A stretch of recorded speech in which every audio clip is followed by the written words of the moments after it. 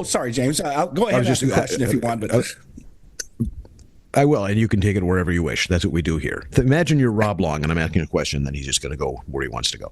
Ask not what your country can do for you. Ask what you can do for your country. Mr. Gorbachev, tear down this wall.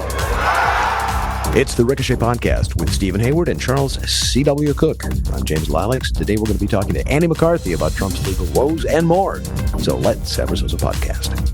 How should voters look at some of the changes that you've made, that you've explained some of here in your policy? Is it because you have more experience now and you've learned more about the information? Is it because you were running for president in a Democratic primary? And should they feel comfortable and confident that what you're saying now is going to be your policy moving forward? Welcome, everybody. This is the Ricochet Podcast, number 706.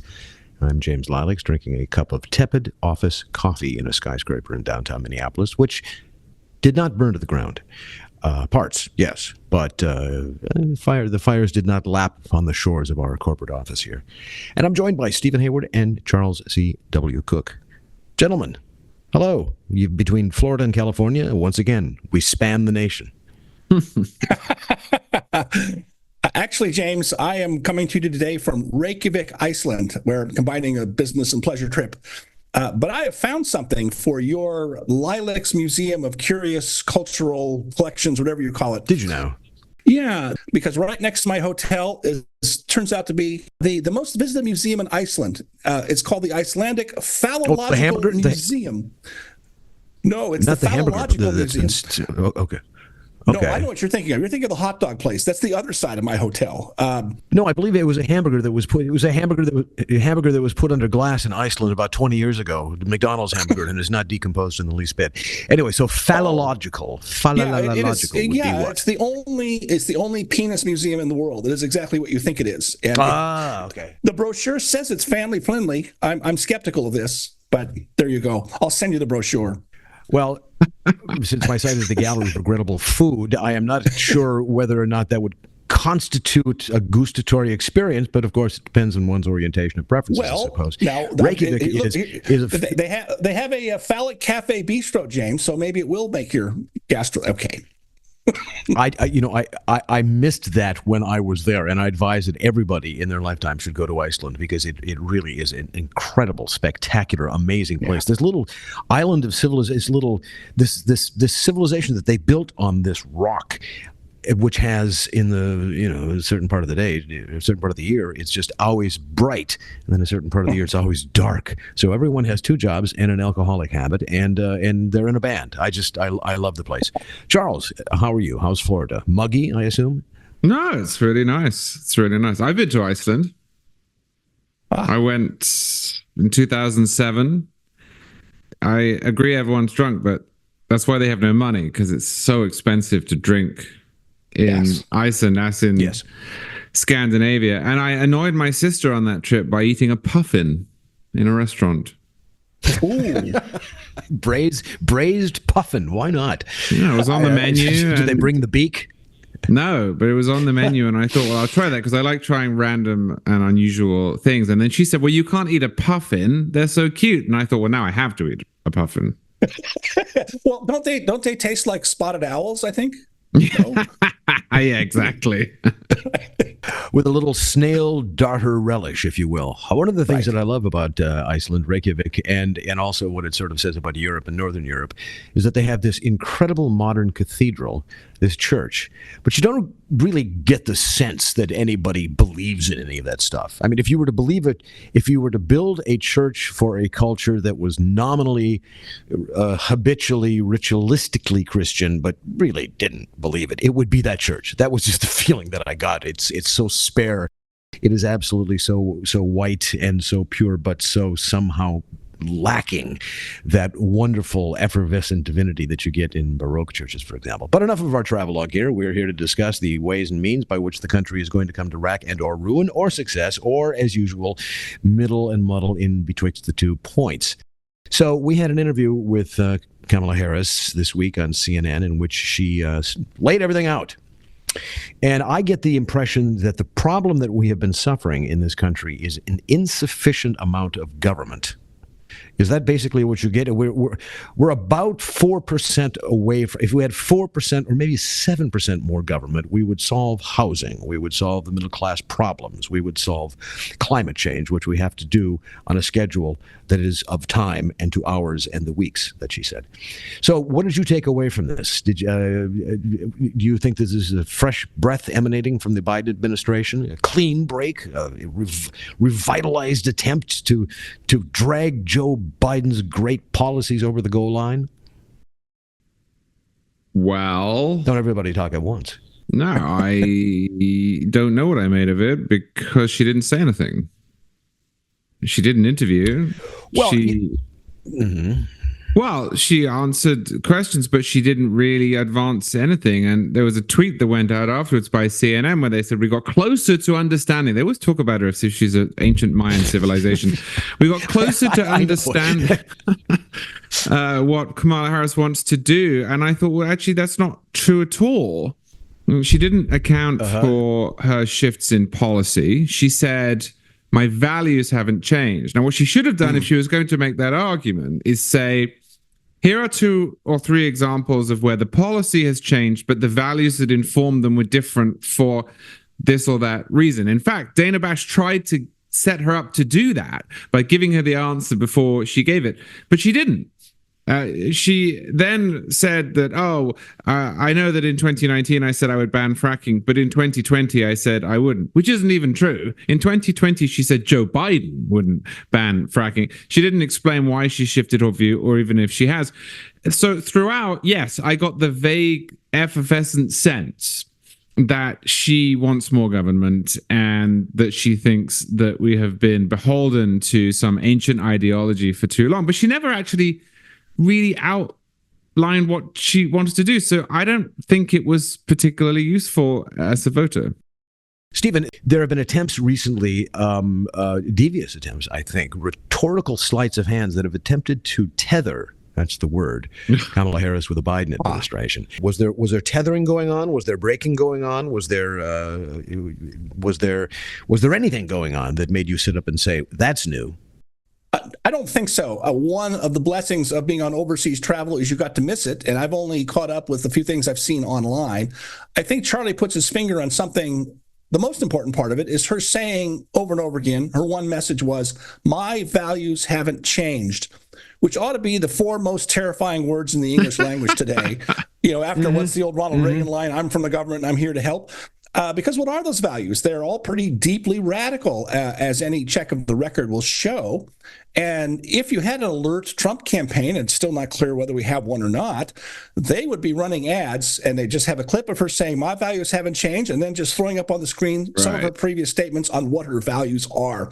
I think that it was a wink and a nod to progressives and the media who are, carrying water for her, saying, don't worry, I'm still the progressive you want, and, backing down on fracking and staying relatively quiet about climate change for the most part. It's going to be, Biden times 10 when I get past the electorate in November. I think that this is not new, by the way. This has been a Democratic playbook for quite a while, and people like Obama, going all the way back to Dukakis, can try and get away with it, and have in some instances, like Bill Clinton.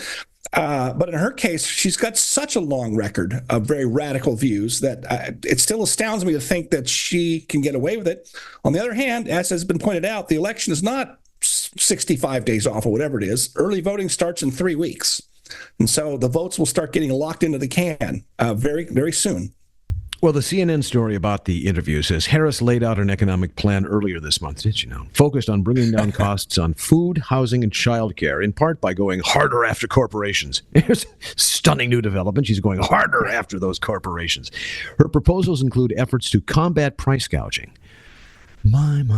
Okay, so we are going to do that again, where we're going to go and investigate. And of course, it doesn't matter whether or not anybody actually is price gouging. What matters is that they're going to be dragged through a process that will just add to their costs and, cripple them and keep them from doing things and hesitate to do this. And it'll have rippling effects throughout the entire economy. But, she's doing something. At least she's doing something. Recently here, we had an institution which raised its prices by 8 8%. Just announce 8%. And the strange thing about it is that you don't have the option not to pay. You have to, because there are property taxes. Our property taxes are going up 8%.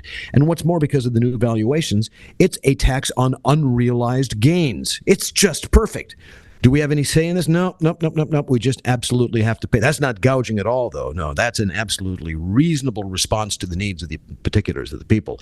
But she also said that she was going to ramp up construction of affordable housing. Now, low information people may not look at that and nod and say, well, that's good. Folks need housing. That's something.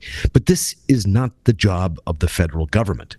The reason that you don't have affordable housing in so many of the cities that need it, leaving aside whether or not the homeless crisis is a result of the lack of affordable housing, usually isn't, is because you have any number of heavy boat anchors that are draped around the neck of the people who are trying to build these things, from the code requirements to, the cost of, material, from this to that to light. I mean, San Francisco does not have a lack of affordable housing because there are people just for some reason who can't build there. I mean, it's the process, it's the rules, it's the NIMBYs, it's the rest of it. Things over which Kamala Harris has absolutely no control whatsoever, unless we want the federal government to march into our communities and say, well, you know what? You don't have enough affordable housing in this neighborhood. Therefore, we're going to build some, which they've been trying to do for years and years and years and years and years. And if that's what she's talking about, redoubling that effort to just sort of sweep aside what people in particular communities want and say, we're doing it from Washington. We're telling you what in Idaho you got to have in your neighborhood. That's, again, dare I say, I get the idea that she's in favor of expansion of the state. That may be just me. Where could you have gotten that idea, James? Look, the land thing, I mean, the talk of bringing back price controls, let's be clear, that's what she's really talking about. That's a bad idea we thought we'd gotten rid of for the last time in the 70s. You may remember, James, I know you follow these things and know the history of it. There was a push back in the mid-70s at the time of price controls to have the federal government get directly involved with local zoning. In other words, we weren't just going to leave it to states and cities. And there were bills in Congress. That was back in the palmy days of the Clean Air Act and the Clean Water Act and all the other national legislation we passed after the first Earth Day. And it got shot down in Congress because of massive resistance by the states and local governments and the home building industry and others. But I wouldn't be at all surprised if there have been sort of backdoor ways to try and coerce states and cities for a while now. But I wouldn't be surprised if we did not see from the Harris administration a brand new initiative to get the federal government directly involved in local zoning decisions.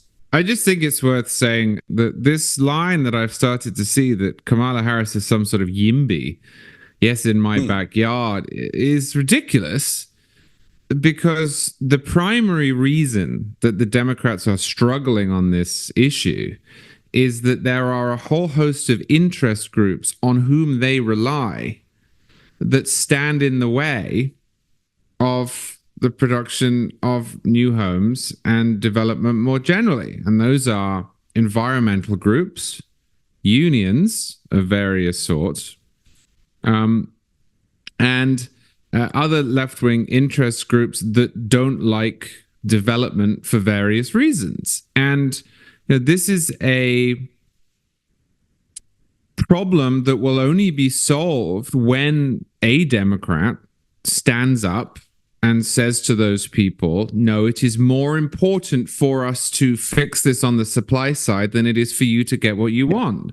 And I just don't see any evidence that this is happening. If you read left-leaning self-professed wonks in the United States, you will see that they are aware, especially in California, New York, that they have an issue here, but they don't really know how to fix it because the internal politics within the party makes fixing it really tough. And I just see nothing in the history of Kamala Harris's life, public role, that suggests that she has an interest in doing that whatsoever, which is why, in addition to saying all of these things that some reformers have said are encouraging, she said, I'm going to give $25,000 to anyone who's buying, because that's actually something that won't be upsetting to the people she needs to win the election and keep on side. Right. Yes. Well, I think that's all very unfair, Charlie. We know that she curls up at night with a glass of wine and a copy of Jane Jacobs' Life and Death of Cities. She's deeply interested It's a great book. in development of the rest of it. It is indeed, but that's another podcast. In this podcast, we bring you Andy McCarthy. Andy McCarthy. We're proud to do so. Again, senior fellow at the National Review Institute and a contributing editor there, as well as at Fox News. Andy, welcome back. Breaking news, right? Hi, gents. How are you? Good.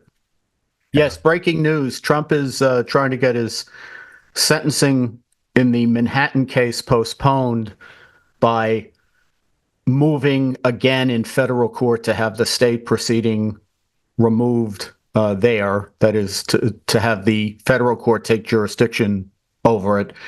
And the point of this is there's now a profound immunity question in connection with Bragg's prosecution. And immunity is supposed to be litigated. Whether Trump wins it or not is a different matter, but immunity is supposed to be litigated through appeal before other proceedings in the case happen. And that's obvious enough that even Alvin Bragg, the district attorney of Manhattan who brought the case, has conceded that there should be a postponement at this point. Sentencing is supposed to happen on September 18th.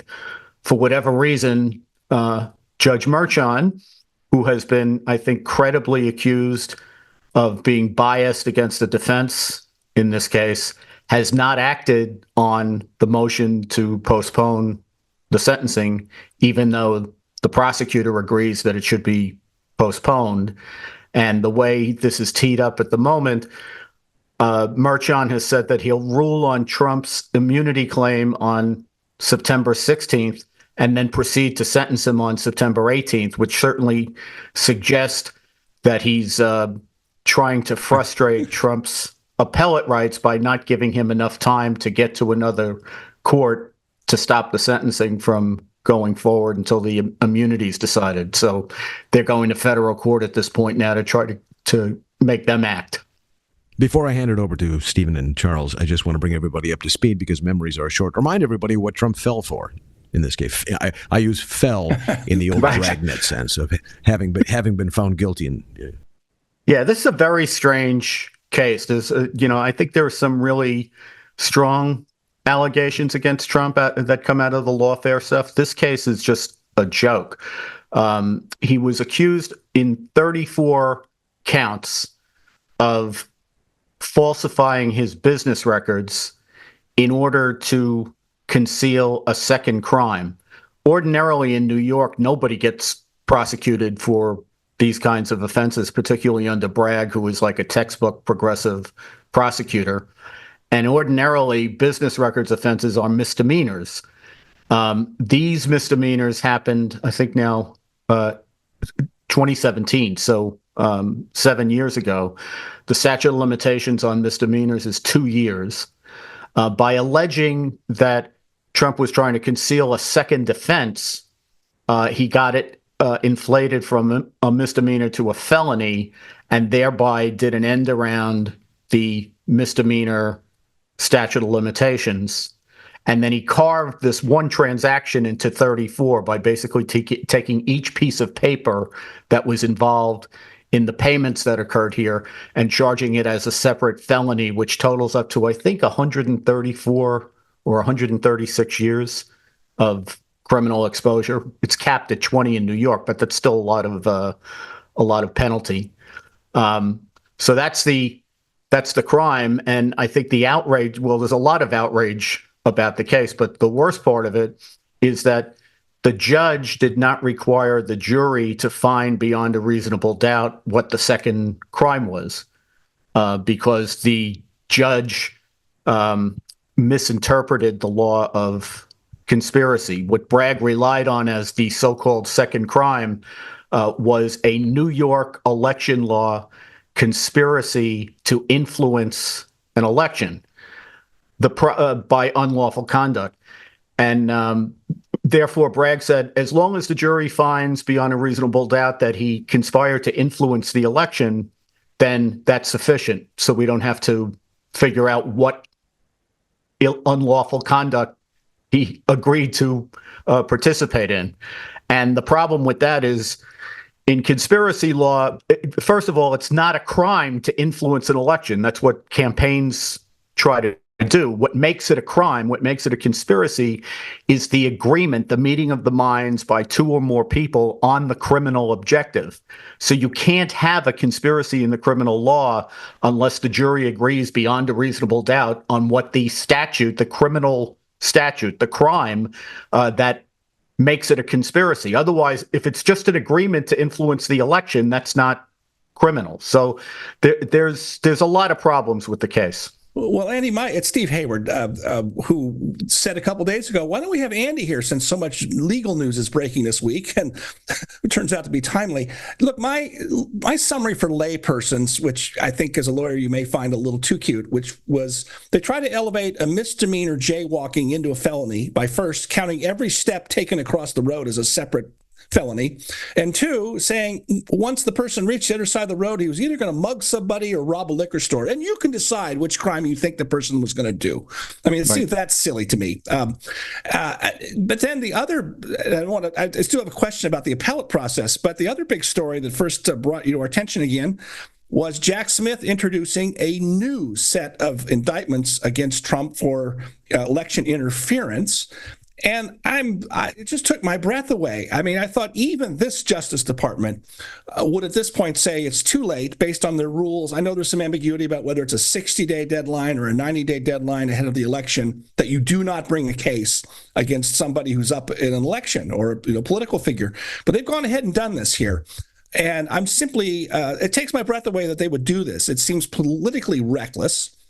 But then also the legal grounds, I haven't quite figured out the legal grounds yet. So why don't you comment or say your own thoughts on what's going on there and whether I'm right that it's politically reckless or legally dubious?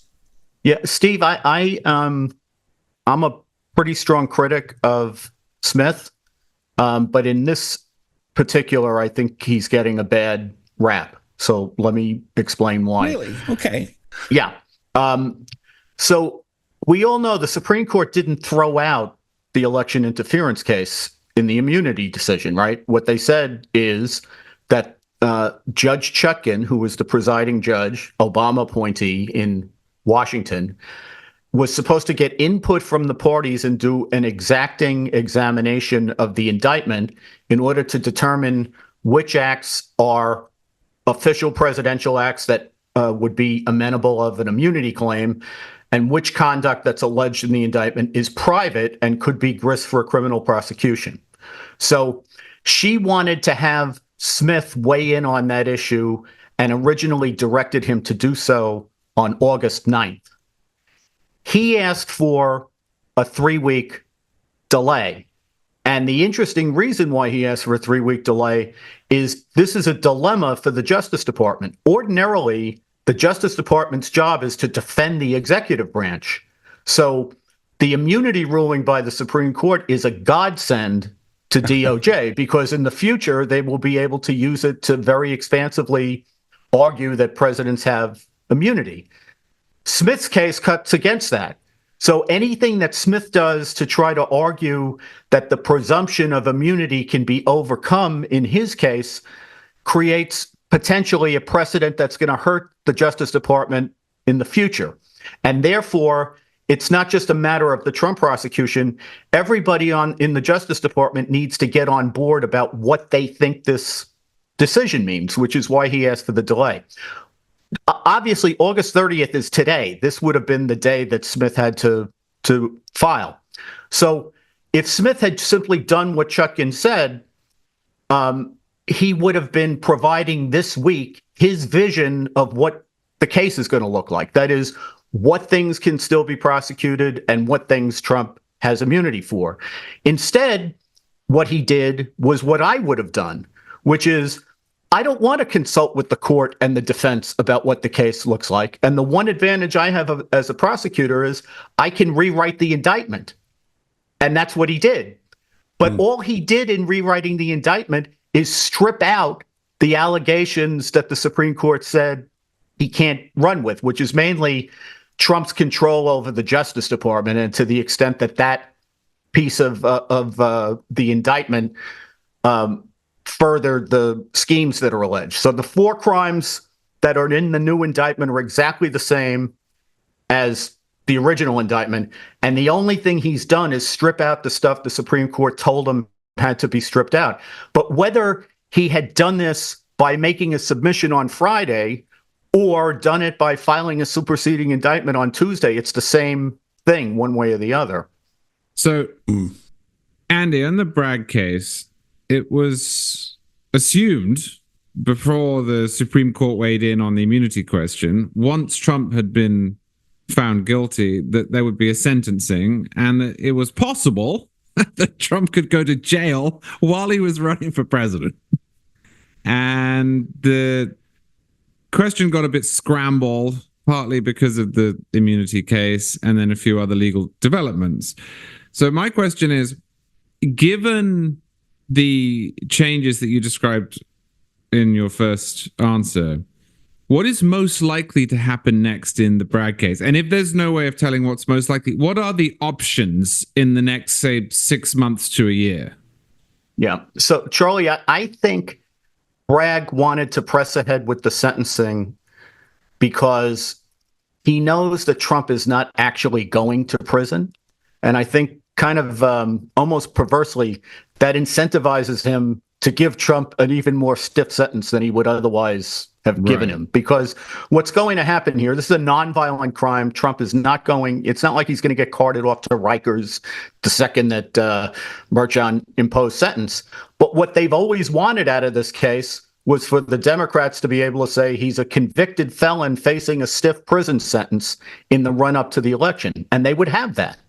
The problem legally that they now have, and this is I think, reckless and certainly gratuitous presentation of the case by Bragg, they didn't need the Trump presidential acts as evidence in the trial. They could easily have proved up what was charged in the indictment by just sticking with employees of the Trump organization and the testimony of Cohen and called it a day.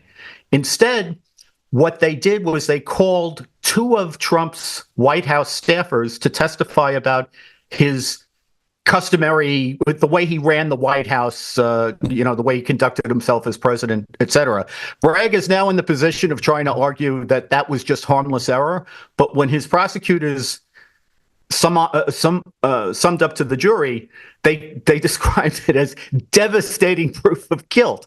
So he's got a tough time saying it was harmless error at this point. The other thing he did that I think was pretty outrageous was he had Cohen testify that Trump had told him that Jeff Sessions would make the Federal Election Commission investigation of the non-disclosure agreements go away. There's no corroborating evidence that happened, but it's important evidence, even though it was fleeting, because Bragg didn't prove anything that would indicate to anyone that Trump was even thinking about federal election law, much less that he was willful beyond a reasonable doubt in conspiring to violate it, right? So This was all stuff that Bragg threw into the case that he didn't need and didn't have any business in the case. And at the same time they proved that, they knew that the Supreme Court was considering immunity and that the oral argument had happened. And during the oral argument, a number of the justices had seemed to be sympathetic to Trump's position.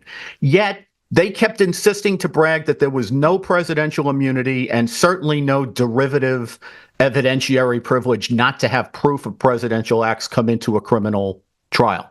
So Bragg understands now that he's stuck with having made this decision. There was proof of presidential acts that came into the trial, which if they had just waited until the Supreme Court ruled, as Trump's lawyers asked them to, the judge would have known you can't let that evidence into the case, but he let it into the case. So that gives Trump a strong immunity claim. Now, Trump is not going to win his ultimate claim. Trump is saying that the indictment should get dismissed. I think ultimately what the courts will probably decide here is that the guilty verdicts need to be vacated, and if Bragg wants to try him again, at some point he can try him again. I don't think they're going to throw out the case on a ruling that couldn't be that would end the case completely. It'll be up to Bragg whether he wants to bring it again. That's what I think will happen. But this is going to take a long time to play out, because it seems to me that Merchan, being Merchan, and we've seen the way he's performed the whole time he's had this case, he's going to rule against Trump on the immunity. And then I think Trump is entitled, if that's the state of play, Trump is entitled to go to the appellate division first, and before Merchan can sentence him, he should be able to go to the appellate division and litigate the immunity, because immunity is supposed to be decided first. What Trump is trying to do now is circumvent the process of going through the New York appellate courts and just get the case brought back to federal court again, and have, at the very least, have a federal judge tell Merchan he can't impose sentence until immunity is litigated to the ground. I think Trump would rather, if he could, litigate the immunity in federal court rather than in the New York courts. But at a minimum, and his immediate objective here is to get the sentencing postponed. Well, now, Andy, a quick jurisdictional question here, sort of law 101. It's usually not simple to jump from state to federal court. The federal courts don't like to admit you until you've exhausted all the state courts and so forth. So, right. But on the other hand, I can, on political grounds, I can see some federal judge saying, hey, wait a minute, this is out of hand. Maybe one way of asking is this: is Judge Merchan's, I think, pretty obvious bias, is that sufficient grounds, legal grounds, for a federal judge to leapfrog the state courts and assert jurisdiction? Not in and of itself, but, and there's always a but when you have me on, right? And there's a but right. To the but. If it was just, if the only claim here was bias by Merchan, that would be one of the bundle of things that happens in a criminal case that all goes up on appeal together, right? There are a handful of issues in criminal law that have to be decided before anything else happens in the case, because they go to the legitimacy of the proceeding itself. In other words, if you have immunity, the constitutional offense is not convicting you, it's trying you in the first place. You have a right not to be tried, right? So there's a handful of these issues. Immunity and double jeopardy are the ones that come immediately to mind, where those actually are issues that you are allowed to have what's called an interlocutory appeal on. That is, you don't have to wait till the end of the proceedings in the trial court. You get to appeal those immediately. So because, for two reasons, Steve. One, because this is an immunity issue, and two, because it's a question of a state prosecuting a federal official, arguably in connection with activities in furtherance of his federal responsibilities. Right. I think got it. Bragg should have been able to obviate the second one by saying, look, I'm not proving any of his federal activities. This is strictly private. But he went there. He shouldn't have gone there. And on that, Congress has had, I think since sometime in the 19th century, a removal statute on the books that is pretty forgiving, that allows if a federal official is charged with a state crime and the federal official can argue that he's being prosecuted for the furtherance of his federal duties, or, and this is usually actually, that he has a federal defense to the charge, that case is supposed to be removed out of state court and brought into federal court. You know, this reminds me, I'm going to ask you a political question in a minute, but this is starting to remind me a little bit of an obscure 19th century case called Kirby versus New York. Do you by any chance know that, Andy? It's a weird case. It was where some local Kentucky officials, local Kentucky sheriff, arrested a person from a mail-carrying barge for murder. Right.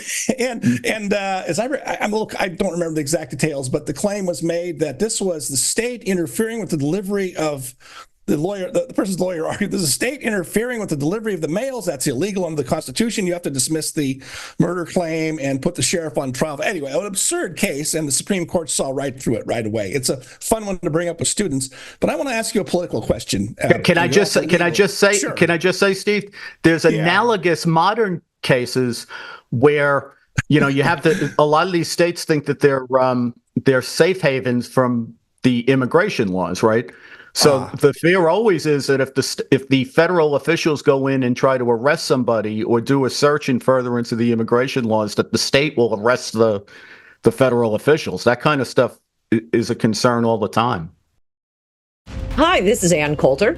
You can hear me every Monday on Ricochet with the 5 things you need to know this week. And on Fridays, I'll give you the big stories of the week that you may have missed. Look for it every Monday and Friday on Ricochet or wherever you get your podcasts. Ricochet. Join the conversation. If I may just jump in here for a second, I was attempting to find out exactly what case this was. And so I typed Kirby versus into my search bar, and it auto-populated, completed with Kirby versus Goku, Kirby versus Jigglypuff, Kirby versus Dyson, Kirby versus Sonic, Kirby versus Meta Knight, Kirby versus Mario, and Kirby versus Superman. So I take it that there is a game character named Kirby out there. There is. My kids have this on the Nintendo Switch. Yeah. Right, that's what be, I'm thinking of. Very nice. It might be USB Kirby. I might have had it backwards, so I might have screwed everything up. There's a lot of United States cases, so good luck. Right. So, Andy, a political question. What was being thought for the last year and seemed to be borne out by events was every one of these indictments of Trump strengthened him, at least with Republican voters and the Republican base. And everyone's been saying for months, well, gosh, if Merchan puts him in an orange jumpsuit and marches him off to Rikers, Trump's going to win in a landslide. And I still kind of think that. On the other hand, everything has suddenly changed here in the last 60 days. You had, Biden was replaced by Harris. Harris is running on joy. The latest polls show her pulling ahead by, credible pollsters. And suddenly I'm questioning everything I thought I knew about American politics. Not everything, but I'm questioning whether it's still true that the legal harassment of Trump helps him or not. I can actually see that maybe this is, in other words, voters are going to say, well, Harris, she's untested. We know what she thinks. But yeah, Trump is this convicted felon. And I'm worried now that it just might work. What do you think? Well, I think I've all along thought that this was a conspiracy, a brilliant one by Democrats. Our pal Jonah Goldberg has argued that I've been a little bit too conspiracy-minded about this, but I don't think it's a complicated conspiracy, and I think it's one they ran in 2020 and 2022 as well. And that is that the indictments at the beginning, when the target audience was the Republican base, rallied the base to Trump, and it made it impossible for what I thought would have been a more electable candidate, like a DeSantis, like a Haley, to get traction with Republican voters. The Democrats wanted to run against Trump, but they always thought, Steve, that phase 2 of lawfare was going to be in the run-up to the election. They were finally going to get their trials, and they thought they were going to get 2 or 3 of them and dump out all the bad evidence in the form of riveting testimony that the press was going to cover in every gory detail. And then at that point, the target audience is the electorate at large rather than the Republican base. In the electorate at large, Trump is much less popular. I think it's fair to argue that he's unpopular with about 55% of the country. So I think that was the target audience. It was probably a good strategy. And to me, I think Charlie probably agrees with me on this, but I'll let him obviously speak for himself. I think that what's left on the table now are kind of low information voters if you haven't made up your mind about what you think about this. And while we look at this stuff very closely, I think all those voters are going to hear is that Trump got convicted of felonies. They're not going to look into it the same way that we have. And I just don't think this can help Trump at this point with those voters. I think there's a way that you can, like, people who are informed could look at Bragg's case and go, bleh, just like a lot of progressive commentators did.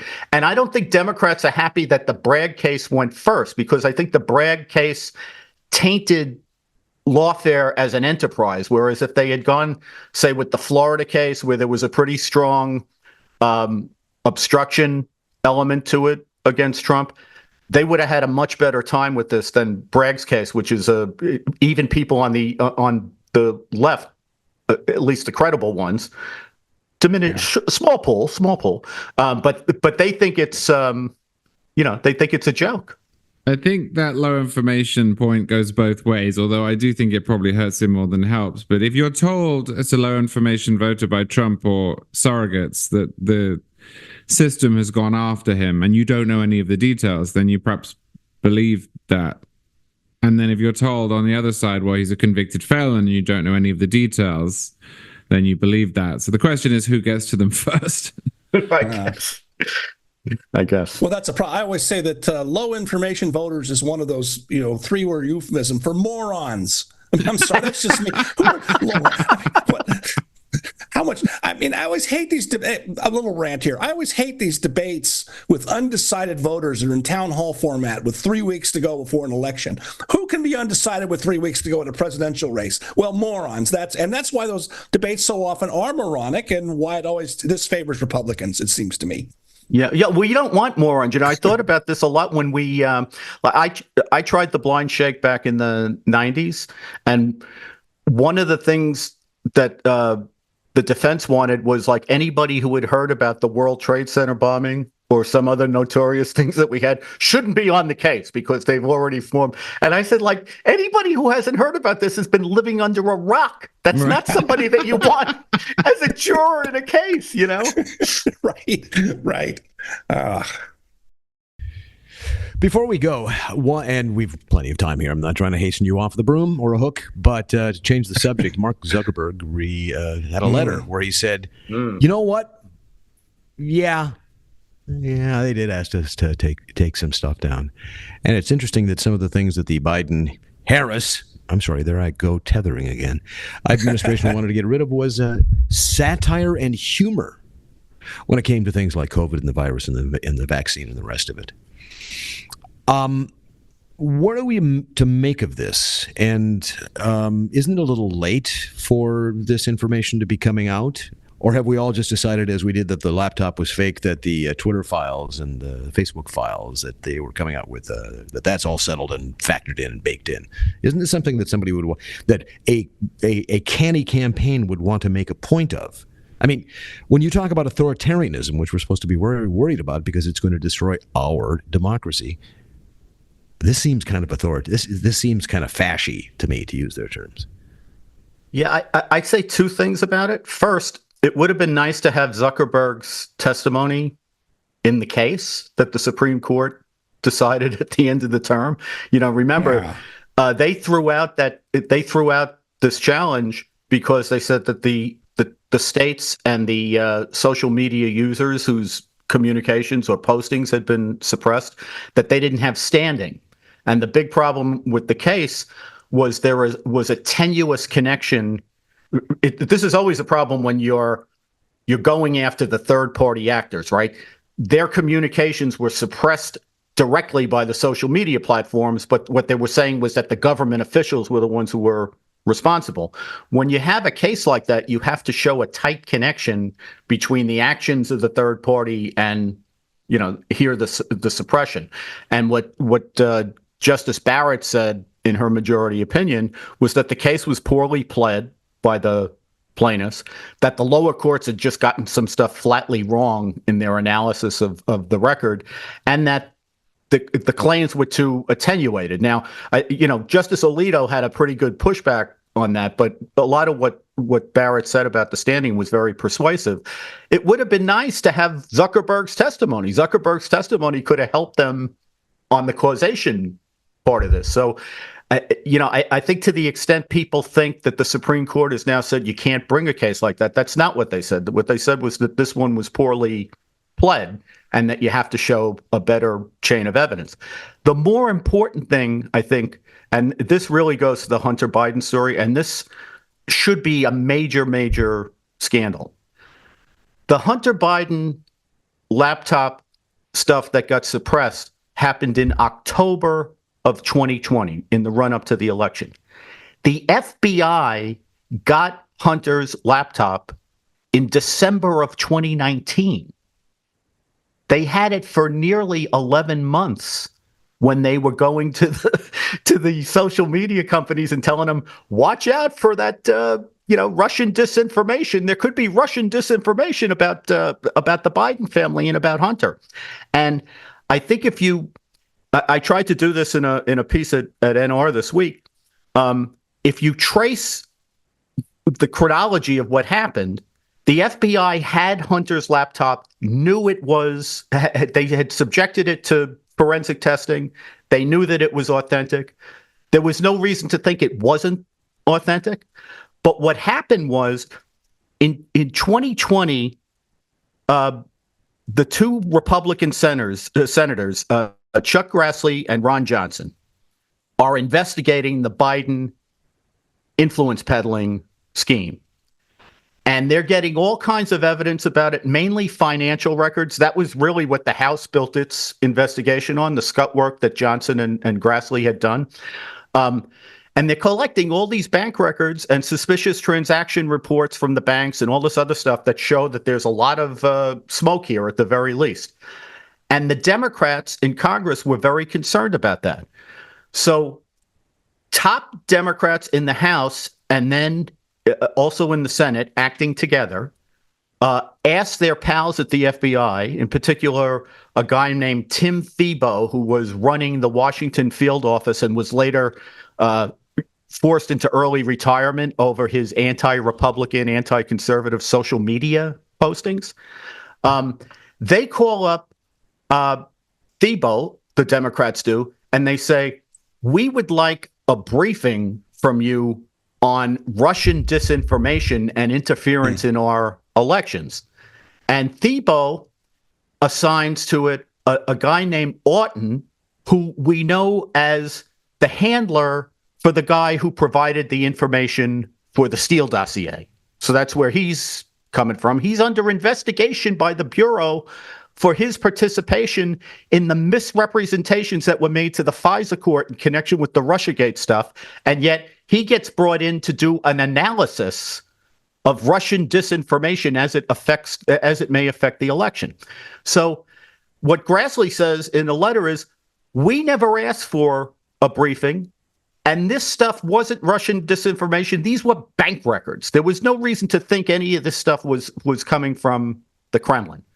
And as I've pointed out a number of times, the fact that something, even if it is disinformation or information that's provided by the Russians, that doesn't make it inaccurate. Sometimes the Russians actually leak true information if they think it could put somebody in a bad light. So the whole thing was complete BS.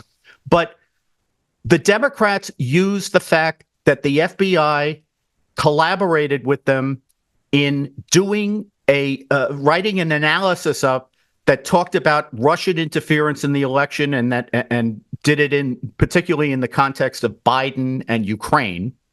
And then what the Democrats did was they began to leak that to the Washington Post and all the usual suspects. And we have a gaslight situation where they've created this story that this is all Russian disinformation. And at roughly the same time when all this is going on, we now know that Antony Blinken, who was then a Biden campaign official, is working with Mike Morell and these other Clapper and Brennan and these former Obama intelligence officials, national security officials, and they crank out the letter that 51 of them sign off on, saying that we're not saying that we have any of the inside facts here, but this sure looks like Russian disinformation, which Biden then, a couple of days later, when they have the debate with Trump, like I think it was the last of the debates between Trump and Biden, when Trump raised the Biden evidence, Biden used the letter from the 51 officials saying that it was Russian disinformation, like conclusively saying 4 former CIA directors have said this is Russian disinformation. So to me, the big issue here is not just what Zuckerberg said, which is remarkable on its face, but if you trace what happened here, this is an elaborate fraud conspiracy. And if it had been if Republicans had even tried to pull it off, it would be the scandal of the century. Now I think it's basically being dismissed as old news. Maybe it's because the Trump campaign's not competent enough to make a big to-do of this. Maybe it's because the media just won't let it be a story, but I think that's one of the most scandalous things I've ever seen. I agree. If you have a laptop that has videos of a known drug addict chopping up some coke on a mirror, Occam's razor says that's Hunter's razor. Andy, it's been a pleasure talking to you as usual. We learned so much, and we'll talk to you again down the road. Again, when something legal that we don't like or is annoying or frightening happens. So take it easy. Guys. Have a good Labor Day weekend. Have a great weekend. Great weekend. Before we go, we got a couple of other things. And yes, that's the second time I've said before we go. It's almost like I got to be somewhere. I don't. I got a lunch. I got the gym. I got a nice weekend ahead of me. 3 days in which the wife will put me to doing various things around the house. She's decided that there should be more stones in the front yard. We got 3 big stones last week, and then she cogitated a while and sort of studied them the way an artist does when he steps back from his canvas to see how it's working. And she's decided that we need more geological formations in there, which is my lot in life, to haul stones. If I was the sort of person who enjoyed gaming on the internet, and I do, and if I was the sort of person who also did things like fantasy football, and I don't, I'd be right up there with Ricochet's new fantasy football league. Luckily, Charlie Cooke is a great fan of football, and as a guy can tell us what it's all about and encourage people to sign up and play. Right, Charlie? Yeah, I think the exact details of this and how it's going to be executed still need working out and will be very soon. But what is more important is who wants to do it. So if you want to do it and you're a member at Ricochet, and there do seem to be a whole bunch of people, I just don't want anyone to be left out. This is why we've mentioned it a couple of times and we've pinned it on Ricochet.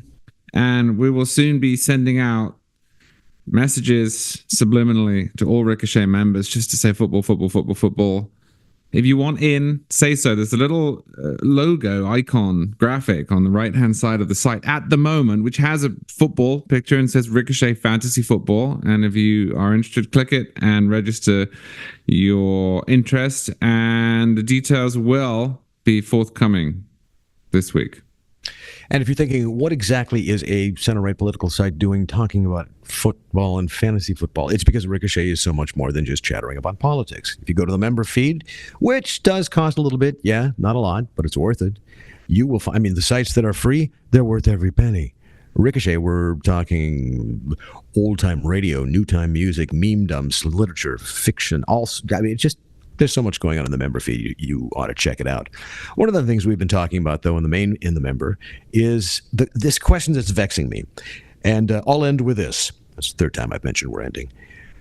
It's a nagging question. I know it probably is ridiculous to bring it up, but I'm going to ask you guys and give you both a shot at this. Who's running the country right now? You can tell by our silence we have no idea who's running the country, right? No, serious question. I worry that it's some intern, or somewhat more seriously that it's the chief of staff whose name I don't even remember right now, or that Susan Rice has been the shadow president from perhaps the very beginning. I have no idea, but I sure hope we find out someday. It would be nice to know. I was asked this a lot before Joe Biden disappeared from public view. When he seemed senile and indolent, I was asked who was running the country, and usually the question came in connection with a theory that the person asking me had. You had a particular figure in mind. Is it Barack Obama? Is it Susan Rice? And my answer then is the same as it is now, which is, if you understand how the left works, the answer to the question is the progressive blob. The progressive blob is running the country. They are not reliant upon a president in the way that the Constitution envisions a president, which is a person who has control over the executive branch, not over legislation, not over the Supreme Court, but over the executive branch. This is another reason, incidentally, why they're so horrified by the idea of the executive being able to control all aspects of the executive branch, including these supposedly free-floating institutions, the Department of Justice and the FBI, the fourth branch of government that we are supposed to have. We don't have that. But in their estimation, it works much better if we have that setup, because the progressive blob is this sort of permanent, lumbering, self-executing thing that knows that its basic task in the world is to advance progressive policy and the prospects of progressive politicians. And they don't need Joe Biden to be active for that to work. They don't need Kamala Harris to be able to speak English or have any ideas for that to work. On the Republican side, because this exists, you actually do need someone, and I'm afraid Trump is not this person, as the last administration showed. You actually do need somebody like a DeSantis in Florida who is full of vigor and ideas and resolve, who is going to, through his own sheer force of character, make the executive branch do what the elected head of that executive branch wants. So the answer is the progressive blob is how democratic administrations work. They're not suffering from the lack of Joe Biden right now because everything's running on autopilot. Can I offer you one last observation from a traveler? Believe it or not, here in Reykjavik, there is the monument to the unknown bureaucrat. I am not making that up. And our listeners won't be able to see this, but I'm going to show it to you guys here if I can. Yeah, there it is. And if listeners look it up, it's the solid stone block that goes down to about the waist of a bureaucrat. And I think it couldn't be any more perfect than it is. I encourage listeners to Google the monument to the unknown bureaucrat. It's a perfect, if unintended, I think, an ironic description of what Charlie describes, which is the blob that actually runs the country, that is impervious to outside pressure or erosion or lightning strikes, whatever metaphor you want. That art is a work of staggering genius. I heartily endorse it, and I think that it should be put up outside of every state capital in this great country of ours. Stephen, as long as you're in Reykjavik, do me a favor, go down to the bar when you do and have a Rika, R-E-Y-K-A. It is the best Icelandic vodka. I think they filter it through lava rock or something like that. You can really taste the lava, but it's really good. Charles, I can offer you no advice for Florida cocktails except to say that I hope you have one on this great weekend. And of course, as an American, you're going to be grilling. I'm going to be grilling. I don't know what you're going to be doing, Stephen, out there when it comes to Labor Day, but I hope somebody can supply you with hot dogs, ribs, beef, hamburgers, and the rest of the staples. Puffin. Happy long weekend and puffin. That's right. That's right. If you have some puffin thyroid on a toothpick or something like that, I'm sure that's gourmand enough. We leave you with whatever song our producer says, and we thank you for listening to us. We enjoin you to give us good reviews at Apple iTunes, and we will see everybody in the comments. Where? Why, of course, Ricochet.com. Next week, guys, have a good weekend. All right. Thanks, James. Next week.